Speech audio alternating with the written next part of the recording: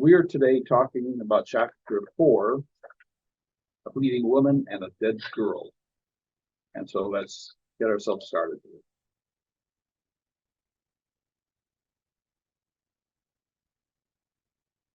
Okay, first of all, I'm going to have my British friend here read Matthew 9:18-26. And it's from Matthew, and the people in class have a handout in front of them. The rest of you will need to grab a Bible. So here we go. While he was saying this, a synagogue leader came and knelt before him and said, "My daughter has just died, but come and put your hand on her, and she will live." Jesus got up and went with him, and so did his disciples. Just then, a woman who had been subject to bleeding for 12 years came up behind him and touched the edge of his cloak. She said to herself, "If I only touch his cloak, I will be healed." Jesus turned and saw her. "Take heart, daughter," he said, "your faith has healed you." And the woman was healed at that moment. When Jesus entered the synagogue leader's house and saw the noisy crowd and people playing pipes, he said, "Go away, the girl is not dead, but asleep." But they laughed at him. After the crowd had been put outside, he went in and took the girl by the hand, and she got up. News of this spread through all that region. Okay, the author, While he was Amy-Jill Levine,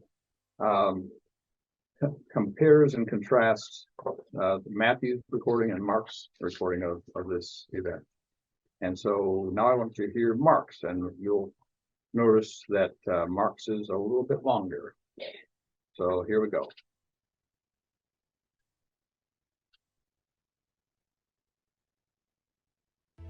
When Jesus had again crossed over by boat to the other side of the lake, a large crowd gathered around him while he was by the lake. Then one of the synagogue rulers named Jairus came there. Seeing Jesus, he fell at his feet and pleaded earnestly with him, "My little daughter is dying. Please come and put your hands on her so that she will be healed and live." So Jesus went with him. A large crowd followed and pressed around him. And a woman was there who had been subject to bleeding for 12 years.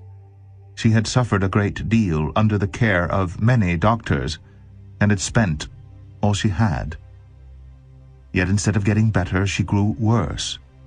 When she heard about Jesus, she came up behind him in the crowd and touched his cloak, because she thought, "If I just touch his clothes, I will be healed." Immediately, her bleeding stopped, and she felt in her body that she was freed from her suffering. At once, Jesus realized that power had gone out from him. He turned around in the crowd and asked, "Who touched my clothes?" "You see the people crowding against you," his disciples answered, "and yet you can ask, 'Who touched me?'" But Jesus kept looking around to see who had done it. Then the woman, knowing what had happened to her, came and fell at his feet, and trembling with fear told him the whole truth. He said to her, "Daughter, your faith has healed you. Go in peace and be freed from your suffering." While Jesus was still speaking, some men came from the house of Jairus, a synagogue ruler. "Your daughter is dead," they said. "Why bother the teacher any more?" Ignoring what they said, Jesus told the synagogue ruler, "Don't be afraid, just believe." He did not let anyone follow him except Peter, James, and John, the brother of James. When they came to the home of the synagogue ruler, Jesus saw a commotion with people crying and wailing loudly. He went in and said to them, "Why all this commotion and wailing? The child is not dead, but asleep." But they laughed at him.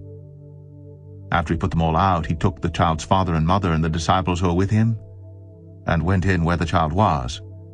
He took her by the hand and said to her, "Talitha, cum," which means, "Little girl, I say to you, get up." Immediately the girl stood up and walked around. She was 12 years old. At this they were completely astonished. He gave them strict orders not to let anyone know about this, and told them to give her something to eat. Okay, so the first question for those at home and those present. Is there anything in the scripture that made a strong impression on you? Something that sticks out as being very important? Well, for me, the woman who had been bleeding for 12 years had enough faith that she believed if she just touched his clothes, she would be healed. Mhm. I don't know if I could have that much faith. Yeah. Good morning. Good morning. Hey, We just went through the two versions of the author talks about in Matthew and Mark, and you have a copy of it in front of you. And so I'm basically asking if there's anything in the scripture that grabs people's attention, made a strong impression. And Coral basically talked about the faith of the woman reaching out and touch. well, and then we also have Jairus, who felt that if Jesus came, he could save his daughter, Yeah. whether she was dead or not. I will say I like Mark's version better. It's got more detail and That was the difference to me is the details that went into and some of the word choices yeah. make it sound a little bit different. Where the Matthew is pretty much A, B, C, D. Yeah. Okay. But the interesting thing I thought was at the very last thing, news of the word spread throughout the region. One of the others says, "Don't tell anybody." Yeah. Didn't say what happened. It didn't say whether they did or didn't, etc. But I thought, well, okay. So here again, I'm not sure whether that was an important part of the difference, but just an observation. Yeah. And we're going to come back to that. Why Jesus asked people not to. Right. Spare anybody. We'll come back to that as a later question. Yes, go ahead. The last time we sang is 2 times back in the choir. You guys may not remember that, but you would, because it touched the hem of his garden. Yeah. Yeah, and that anthem echoes in my mind, and I Yeah. wake up at nights thinking about it. I mean, Yeah. just as a random thought. So the faith of that person to say, if I can just get close enough that I can touch the hem. And I think that was the message of that Morning, anthem. Irving. Also. Yeah.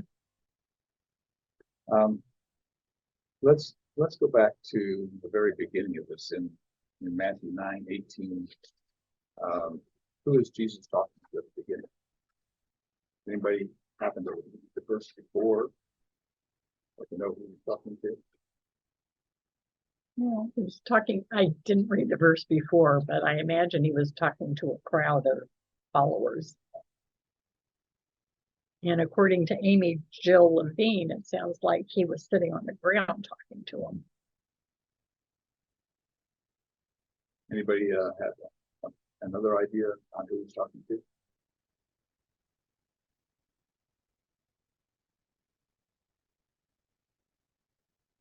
Just before that, he's talking to the followers of John the Baptist. And talking about faith, among other things. I don't know.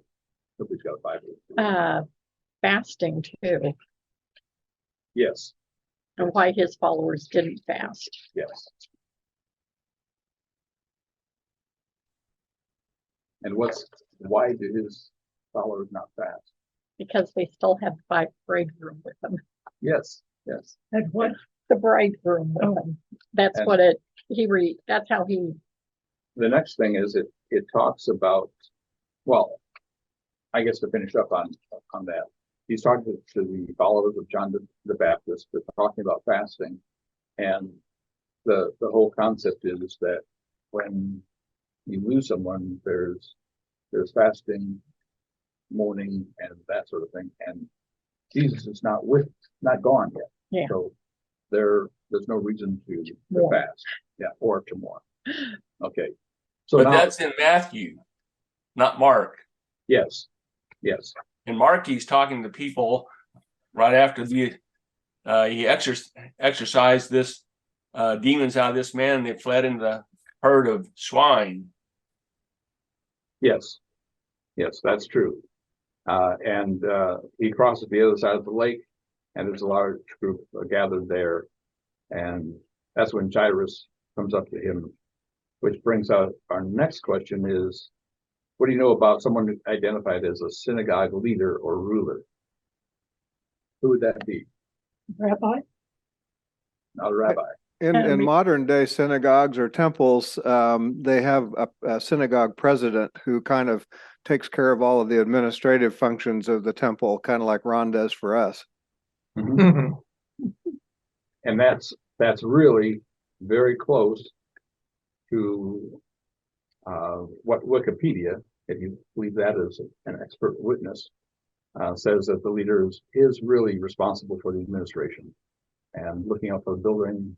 He's not a priest or a rabbi. He's not compensated or supported by the synagogue. And the thing that was interesting is it says Jairus must have loved his daughter very much to risk the respect of his Jewish peers and go to Jesus for help. Why would that be?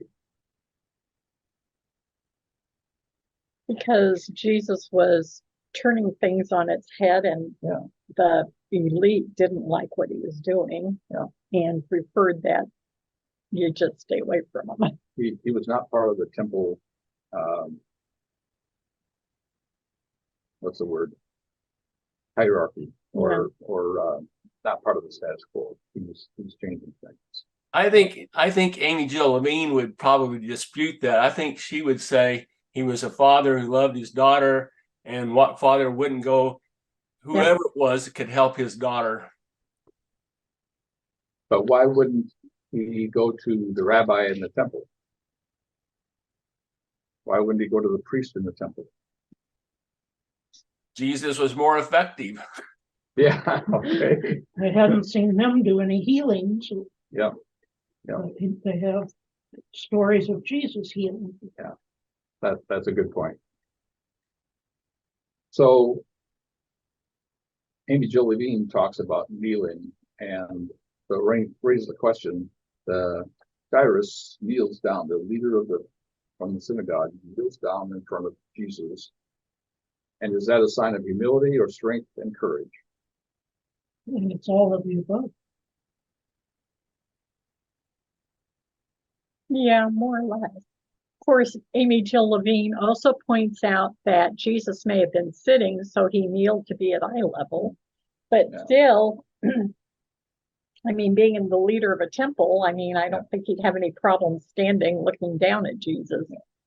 But well, if Jesus knew him at all, and Jesus was sitting, and he came in and stood, that would be putting him in a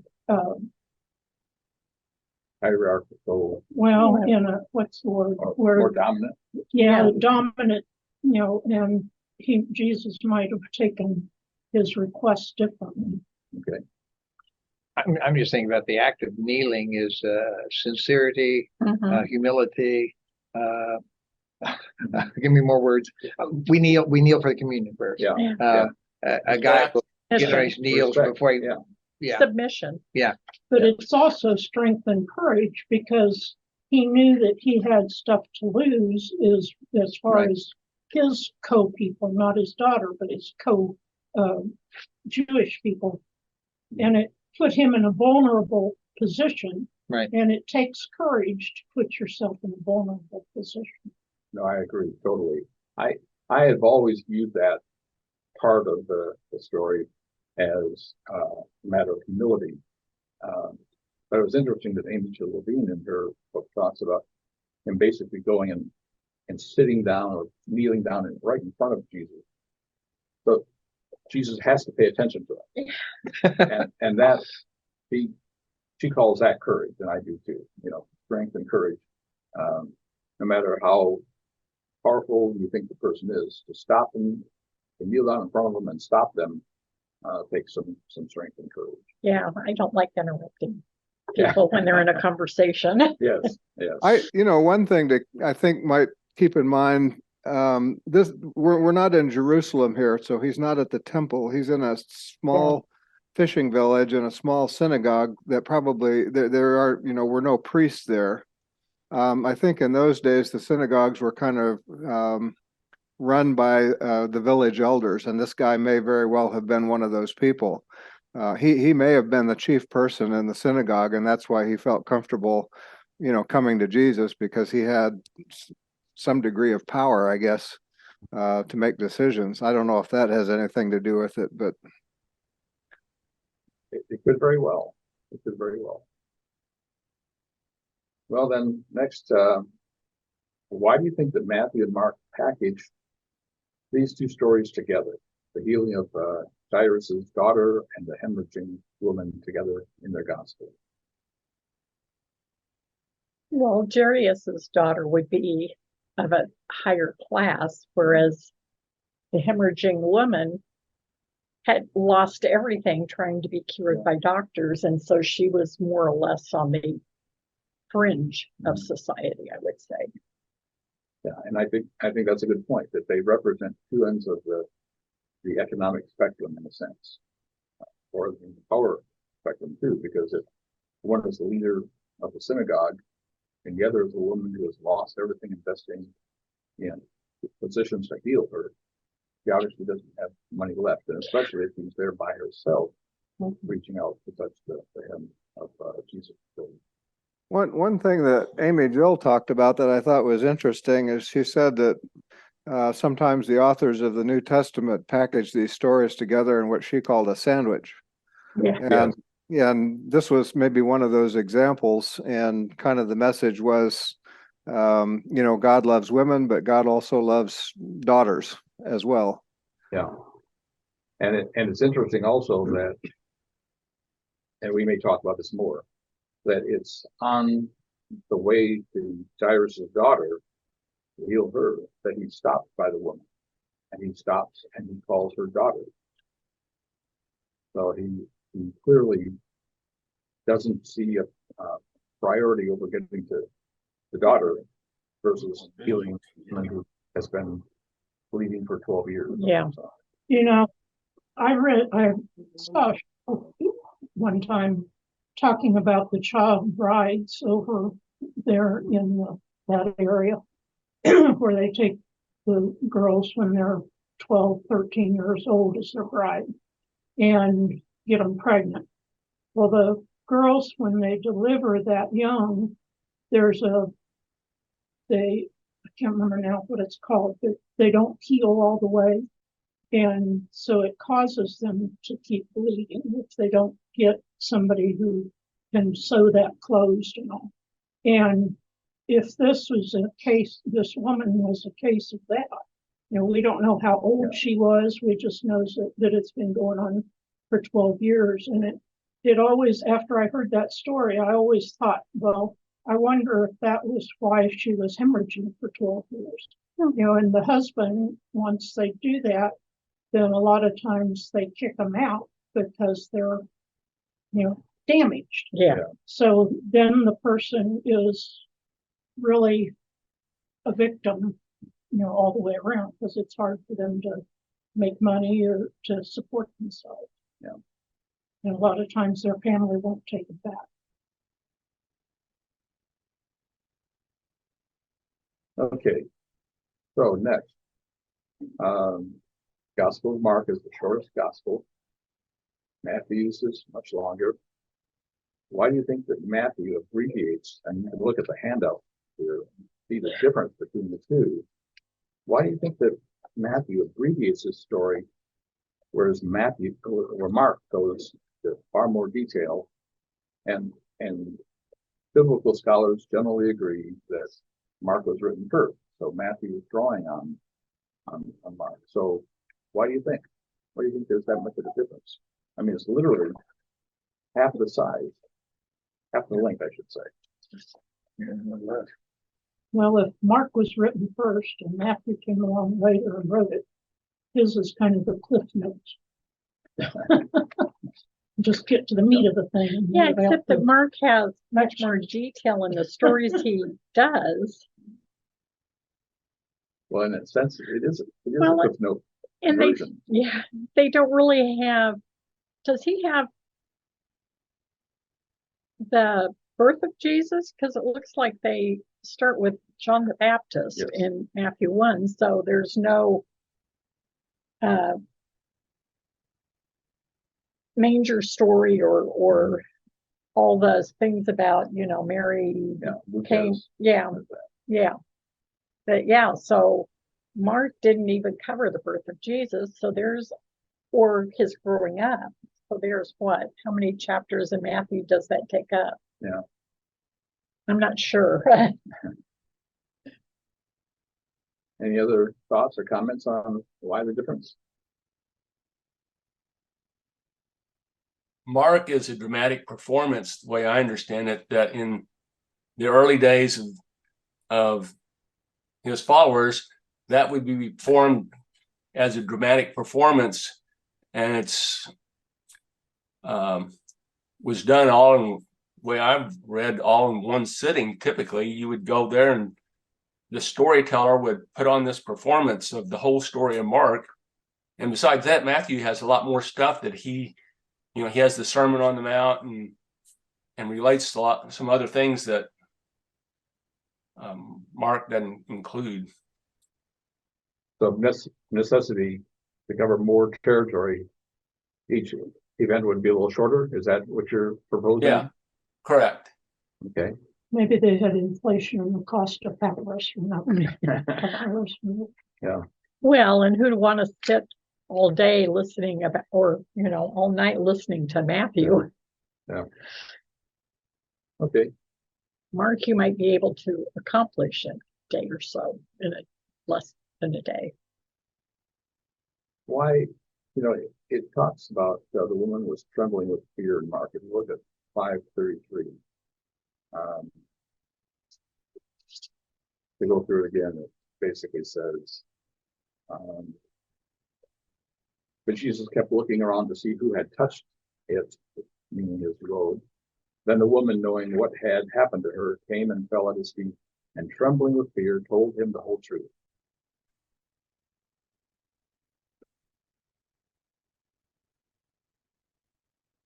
Well, Like- I mean, he noticed that something happened to him, so maybe she thought she did something wrong and was going to be chastised or beaten or.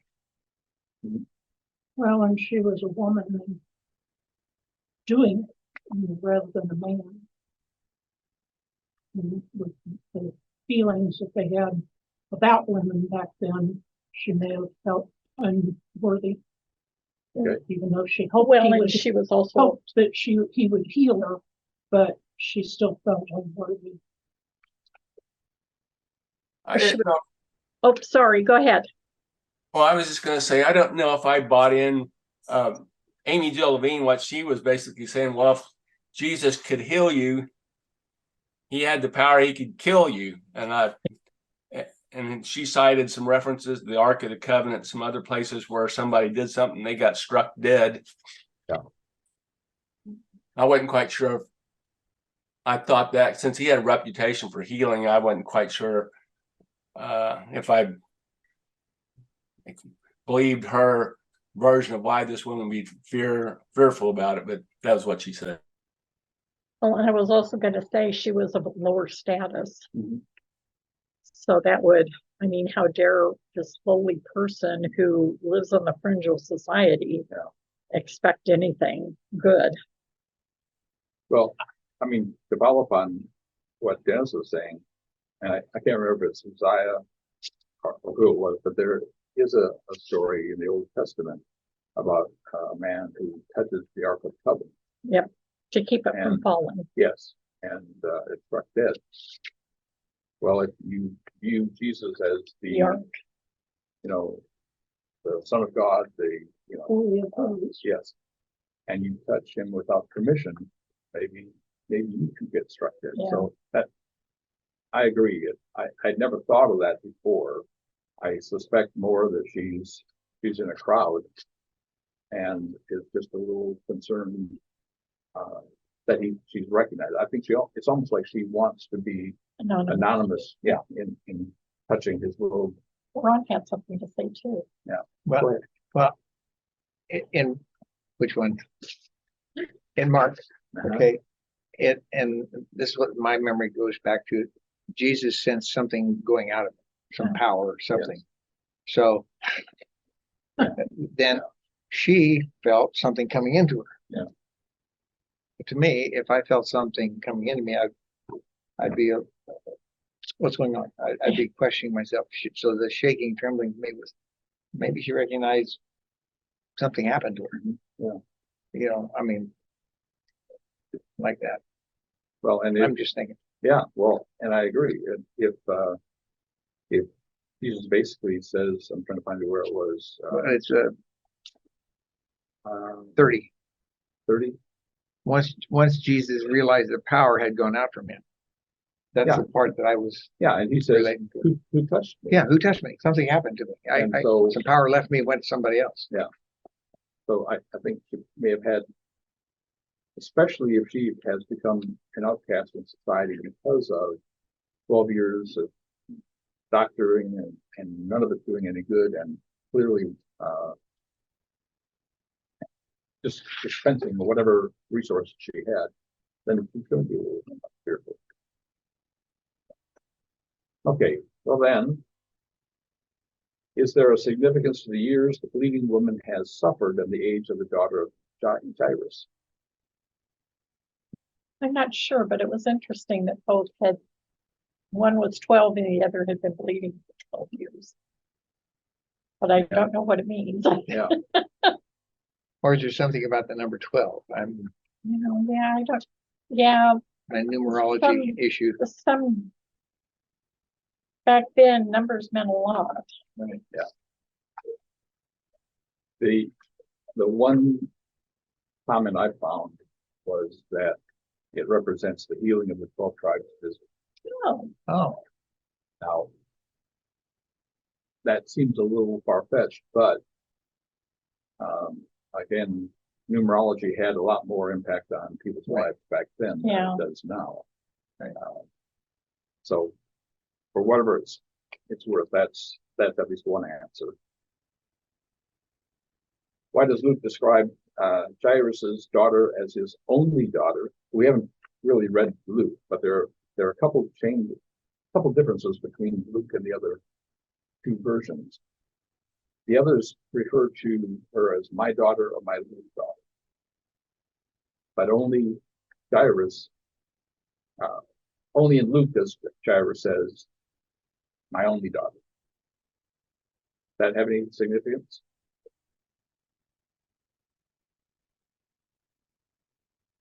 well, and I was wondering if it was his only child. I mean, I would think because girls weren't as prized as having male children. But if it was his only child, then she would be precious to him, I would think.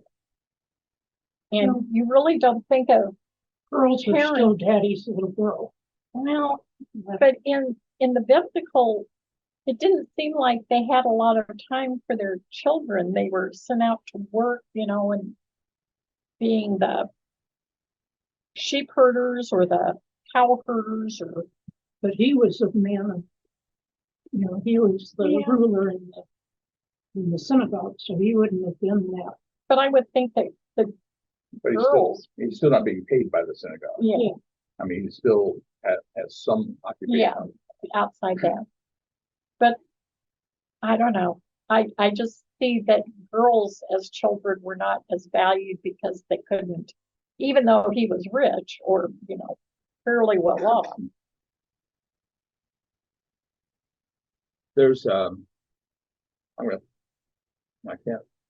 come up on it later, but I can't remember her name right offhand. There's a biblical scholar a woman who postulates that the age of the girl was important because at 12, I'm putting in a cough drop till I'm getting rid of my voice.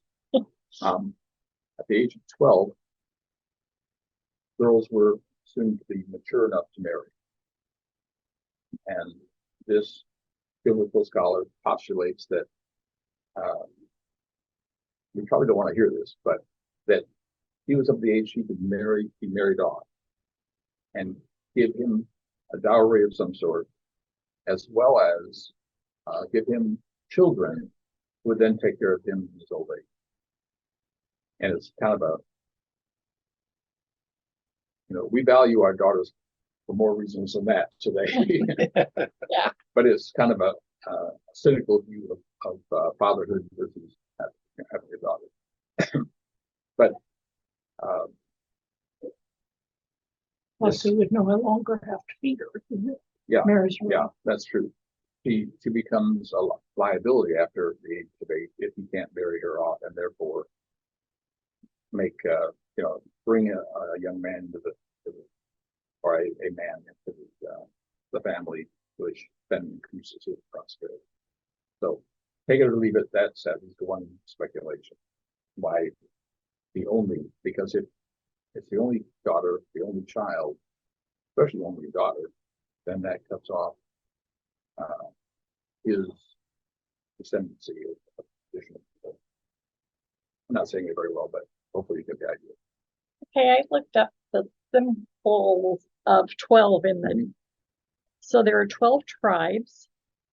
Ritual items frequently came in 12s to represent the role of each tribe. All God's creations are equal in number to the 12 tribes. There are 12 astrological signs. The Temple Mount could be accessed through 12 gates. It's the age of, I don't know if I don't think they had bat mitzvahs back then, but it's the age of a bat mitzvah. And there were 12 loaves of showbread on the table in Beit Hamikdash, sons of Jacob, the number of springs of water Elam. I don't know what all those mean. Well, but that clearly the number 12 was important, just as the number 3 was for divinity. Yeah. Okay. Well, and in here it talks about the unity between two extremes. Okay. Yeah, I just think there's something about the numerology of the 12 hours, 12 inches in foot, 12, I mean, yeah, 12 tribes of months Israel, in a year. 12, yeah. So Exactly. I think there is something numerology there, but well, I'm not the expert on that. Does that mean, this is a tough question, does that mean that there weren't necessarily 12 years that she suffered, or that the girl wasn't necessarily 12? Or is it just a happy coincidence for numerologists? I think it's a happy coincidence for you. Yeah. Okay.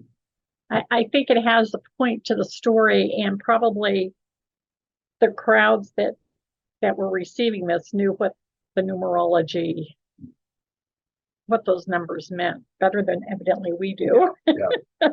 Okay. Well, then, this occurred to me. How would you feel if Jesus were delayed along the way to healing your child in order to heal another woman who he calls daughter? And to spend time with her after Yeah. she's been healed. Yeah. It would make me very anxious. Well, it doesn't seem like it took him that long, because when he looked around and figured out who had done it, she told him, I don't see that as taking all that long of a time. But every It's a second pause, but Mhm. I don't. Sometimes I think we make too much of things, and sometimes the That's probably true. author, after things are written, says, "Well, I didn't mean any of that. I just read the story." Yeah. And we're so into, dissecting everything that maybe sometimes we just try to dissect too much. but I would say as an anxious father, every second Oh, sure. counted. Yeah. Sure. Yeah. And especially when it says that his child, they came out and said the girl had died. Yeah. Well, just in my own life, when I'm on a mission, don't bother me, because I've got a mission. I got to get this thing done. And I think everybody knows that about me. I mean, that's just kind of the way it is. But I would feel like the guy, if he was like me, come on, we gotta. Stop dilly-dallying with Yeah. that. no account woman or Yeah, that lowly whatever. woman, that peasant or. Well, if you look at, go ahead. That story or that question really only applies for Mark. In Matthew, the girl is already dead. Yeah, That's true. That's true. But in Mark, it's very clear that he stops to help the bleeding woman. And after she's healed, I mean, first of all, the daughter is alive. He starts going there, and basically the woman interrupts the journey. Right. She's healed, and then word comes that the daughter has died. So, I mean, there clearly is, in the father's view, that delay had some importance. yeah. So, oh well. On to the next one. Matthew refers to the noisy crowd of people playing pipes, but Mark says that Jesus saw a commotion with people crying and wailing loudly. What's going on? Mourning. It's called, they paid people to come in and mourn Okay.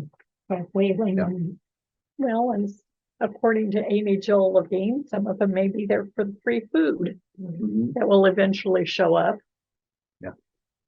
But I thought it was also interesting that she makes the point that, and I've seen it in other commentaries too, that they would pay people to Yeah, come in and mourn. Now, obviously, you're talking about a more upper class, wealthy clientele, because the only thing the poor people could offer would be food.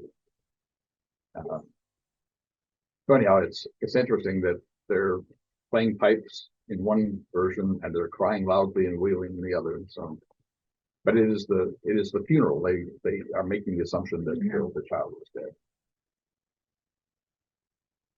This is the person I was talking about earlier, Mary Ann Getty Sullivan.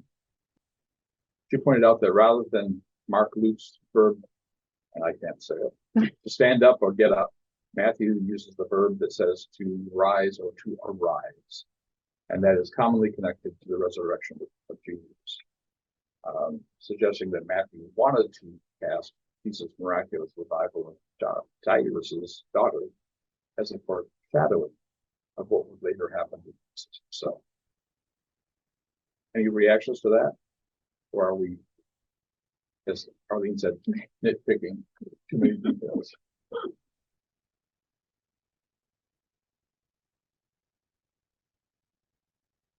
well, I think he's trying to get his disciples, well, I don't know. The commentators or the writers, I think, want it to lead up to the endpoint of Jesus's life on earth. well, I don't know. over time, terms come and go as popular in the language. And it could be, it could mean something, or it could just be that that term is no longer what people use on a regular basis, and the other one has become more the term of choice, since they're written at different times. There is a difference between standing up and getting up and rising. I mean, there is more of that connection with the resurrection ladder. I just thought kind of an interesting comment by Sullivan. Any other comments on that before we move on?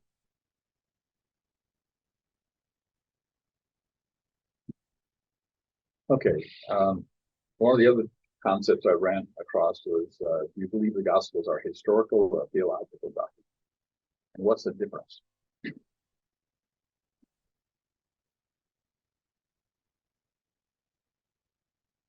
To me, parts of it are historical and parts of it are theological. But when you read some of the other things like Josephus and his accounts kind of back up, some of the stuff that the Bible says, and it makes it more like it would be historical. And we don't know what other accounts are out there. Mm-hmm. And that's why they are always doing research on the Dead Sea Scrolls. because they're hoping that that will be an additional proof of what was said in the Bible. I don't know if it's all historical, but I believe there's some historical items in there. But I think some of the stories that Jesus tells, or some of the things like the wealthy man who wanted to know how to become a disciple, or maybe more theological to make a point. Okay. Well, you know, one of the things that when I ran across it, one of the things that occurred to me is that even the numerology. I mean, is it historical that the woman suffered for 12 years and the girl was 12? Or is it theological to make a point that 12 has a message? And there are a lot of other things. I'm trying to think what the gentleman that was here one time brought up. Oh, I know, the 40 days and 40 nights in the desert that Christ spent. Well, scholars now say basically 40 years or 40 anything simply means a very long time. Yeah. So is that historical or theological? And if nobody's in the desert with Jesus, is it historical? Did you have to tell someone about it? Or is it theological because there was a sense that he was apart for a while? Yeah. And was tested and tempted. Unless he related that story to someone, we have no way of knowing. Yeah. So I think, like Josephus, he gave accounts of different things, but they weren't like the woman and the child, or the demons being cast into the swine. So I would say a lot of it is theological based.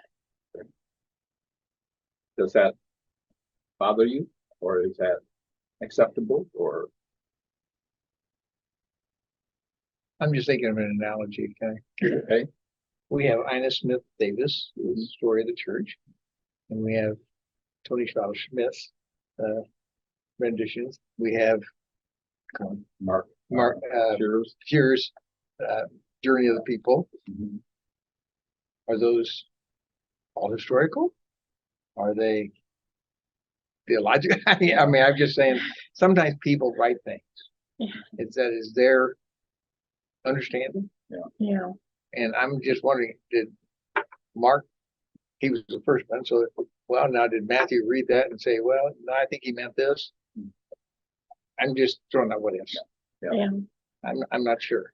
Well, and that's a good point. And as Inez Smith Davis was closer to the events happening, right, whereas the others, like Mark Shearer, has studied documents and other probably archived items, right, and sees it maybe a different way, or knows some things that maybe somebody else didn't know, like Inez Smith Davis. I don't know. I'm not saying yeah one or the other. I'm just the writer has an interpretation. Yeah. Same thing would occur when you give us sermon on a topic versus I give a sermon on the same topic. We would say exactly the same words. Right. But here, I think there had to be some history involved, or you wouldn't have the New Testament. Right. Okay. So okay. So it's historical in that it was based on something that happened. But then I think you end up with the interpretation, and you got me thinking about this 12 thing versus as just a number. Well, maybe there was a reason why they used 12. And maybe it wasn't exactly 12 years. Maybe it wasn't exactly age 12. But yeah, I mean, to the people back then, the numbers was more, I mean, we now just kind of go on numerology, whereas to them it was very important. Yeah. I thought when you talk about that, I noticed And then it's Davis Smith. or Yeah, Smith they- Davis. whatever Smith they are. Davis, One of the- I think. One or the other. Just my dyslexia showing. But, it occurred to me that she's closer to the event, Yeah, but she's also more emotionally involved. yeah. She Right. is a Mark Smith. Shearer is further away and more objective, but he has to base it on something. Yeah, And so Right. he's basing on what documents can be found. And not all documents can be found. right. And he also probably studied many different documents that gave him many different viewpoints, Well, and he Exactly. was, where she had just the original Right. viewpoint. where he was an actual historian and what all that entails. Right. I don't know if Inez Smith Davis was a historian or if she was just putting down things that she may have been an amateur historian. I don't know. Well, it's interesting, but all of our discussion here is based on the fact that you have to assume that whatever scriptures you have are influenced by the human element. Yeah, And if you don't believe that, and obviously it's strictly historical and it happened exactly as it did, which then causes some problems when you see discrepancy between, the different versions. But we all know people that take things literally yeah. and say, it says it that way, and that's the way it is. I mean, it's So- really, Well, that's how our thing goes. And I think you have to respect people for where they are and what their understanding is. Right. Yeah. I'm not saying we jump on them for that. but I was saying, oh, sorry, didn't mean to. No, I'm just saying it's something we have to understand that our point of view around this table, I assume, is that scriptures are strongly influenced by the author, by the Yeah. literature. Well, and who they're writing to. Exactly. But I was going to say it's kind of a coincidence that both had 12 or that both incidents occurred at the exact same time. Yeah. But maybe not. I don't know. Well, the Jesus seminar, some of the authors there think that there was not only a key document, but an earlier Yeah. miracle Yeah. Oh, gospel, and that the miracle gospel included each of these, and that's why they show up in Matthew and Mark. And by the way, just to demonstrate one of the difficulties of assuming that it's extremely historical, when do the people laugh at? Who laughs at Jesus when he says that the girl is not dead? the mourners. Okay. So that happens before he goes in with Peter, James, and John, right? Okay, in Luke, Peter, James, and John go in with the mother and the father, and they laugh at him when they say that. Ah, That's in Luke versus, Mark. So there are some discrepancies. There Yep. are hard to. But again, it's a matter of what was the old game we used to play? Telephone, where you tell somebody Oh, something. yeah. Gossip, They tell gossip. somebody next to you, and they tell somebody. Yeah. Yeah. Well, I learned it as telephone. Yeah, okay. So, There's a couple of things, Jonathan, I was going to add. In Porgy and Bess, Porgy says it ain't necessarily so. Yeah. And then a lot of times I've read Native Americans when recounting their creation story, will say, "This is the story I have learned," or something like that. And I believe it's true, but they kind of leave room that maybe it didn't actually happen exactly like that. But that's it has an element of truth in it, they believe. Yeah, that's a good point. Very good point. Well, I have always believed, that the Bible was handwritten so many different times by the monks and people that surely they did some editing of their own along the way, intentionally or not intentionally.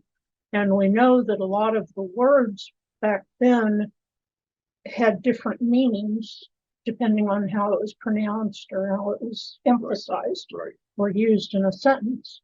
So, part of it could be, I've always thought part of it was that as well. A good point.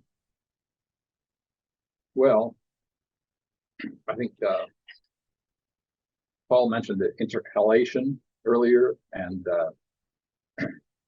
because we're running out of time, I won't ask you the question. I just simply say it. It means that the story's been sandwiched in between few things, and it's the message is in the middle, kind of like the meat is in the middle. And one of the examples of Amy-Jill Levine is the fig tree, where it has no fruit. And then Jesus goes to the temple and he drives the money changers out. And then they go back and they find the fig tree and find it is withered up.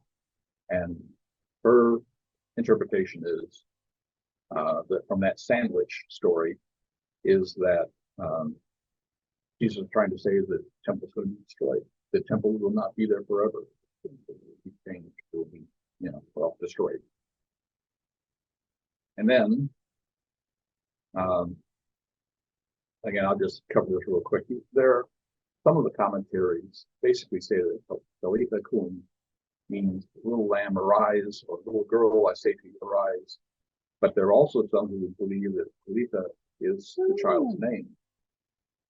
And it would be like saying, Penny, arise, and does it make a difference? That's the question. I'm not sure we have time to answer, and I'm not sure there's a long answer to it anyhow. I'm not sure it really ultimately does, but. And we talked a little bit about the age of the girl. At 12, she's eligible to become a wife. And I think we have talked in other classes about Jesus giving strict orders like lepers and others not to spread, not to tell him. And I think it's Amy-Jill Levine. I get all these commentaries mixed up, but I think it's Levine that basically says that Mark wants Jesus not to be considered as a miracle worker, because in that time there were other miracles, other healers, but they want, and not as the Messiah, but as the Son of God. So, for what it's worth, I don't know if anybody has anything to add to that. Well, I always thought that, if everybody knew that Jesus could raise the dead, or that he could heal anything, then he wouldn't have time to spread the gospel at all. That's all he would be able to do is heal. Yeah. 24, that's true. Because everybody'd be on him What was that? with their sick people. That TV show that people would come on and he would. Vaguely. Billy, was it Billy Graham? No. Oh, well, yeah. On TV, Billy Graham and you'd have guys walk through, and they'd come and he'd heal. Yeah. I think that was Oral Roberts. Yeah. Oh, Robert, there you okay. go. Yeah, I There was you gonna go. say I didn't remember Yeah. Billy Graham doing So, that, but yeah, always, is that power of that person, or is that, I don't know. Well, I think it's a good point that's been made that if people view him as a healer only, they're going to flock to that. Yeah. They're going to miss the whole message about Message of what? love God and love your neighbor as yourself. Well, they may have missed the message, but they did throng him because they believed he healed people. And to be honest, if your daughter was dead and brought to life, how long do you think that would stay a secret? very long. Yeah. Yeah. Well, and once they saw the girl out in public, they know that she either came back to life or she healed. Yeah. Yeah. Well, since we don't have much time and we're over time already, why do you think Jesus, what's the significance of saying, give her something to eat?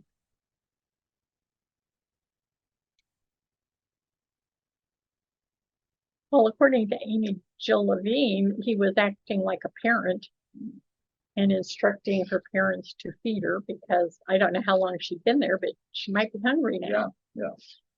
And it I don't also- know how long she's been sick. Right. It also testifies to the fact that she's alive. Yeah. I mean, Well, yeah, that's true. I hadn't thought of that. needs nourishment, And these dirt. And these are the tough questions we don't have the time to talk about, is what Matthew and Mark tell us something about the status of women. And Amy-Jill Levine does argue that the purity laws were not what Jesus was trying to strike down. But what she was really talking about was more the fact that we need to ask God dependence for the healings that we need, but also sometimes those healings come unbidden. I can't say the word. Somebody else asked for us. Yeah. Yeah. So, and that, again, that's, we're running out of time. So I thought it was an interesting chapter title of the importance of women's bodies. And I think we kind of talked about that. So I'll end with this little statement. This reference to her faith of the bleeding woman reminds us of the faith of the people who let the paralyzed man down through the roof. Faith means going out in public and doing what we need to do in order to get the attention of those who will help. And one other statement I want to read to you. In Mark's healing narrative, Jesus breaks down barriers, ignoring or the healed people. We too are called on as Christians to break down the barriers in society, reaching out to those who are hurt, marginalized, and wounded. And it reminded me of St. Teresa of Avila's call. Christ says, "No body but yours. No hands. Your hands are your feet. No hands but your are Christ." Yeah. So, and I won't go through it because we're beyond time. But I'll let you know that next week we're into a 2-stage miracle, seeing again. Okay. Can you put that other back up? Read the rest of it? Yes, I will be happy to. Well, I was going to say that, yeah, you were talking about asking on behalf of others. Well, that's what Jairus did. Yeah, Because exactly. the little girl could not come to him. Yeah, and that's what the men who carried the paraplegic or the paralytic rather, and broke into the roof. Be sure that they got the attention of Jesus and to get healed. So Yeah, that is just still is when you do it under the least of these, you've done it under the Yeah. kind of idea. And like someplace I've read, paying for little lunches that people at school that can't afford it. So they get free and reduced. Like, well, somebody got paid a bill for the free and reduced, or whatever. Yeah. So that's the fun when thing. sometimes they're really acting as Jesus. yeah, I mean, exactly. You know. Exactly. So, So, okay, well, all right, thank you. thank you all.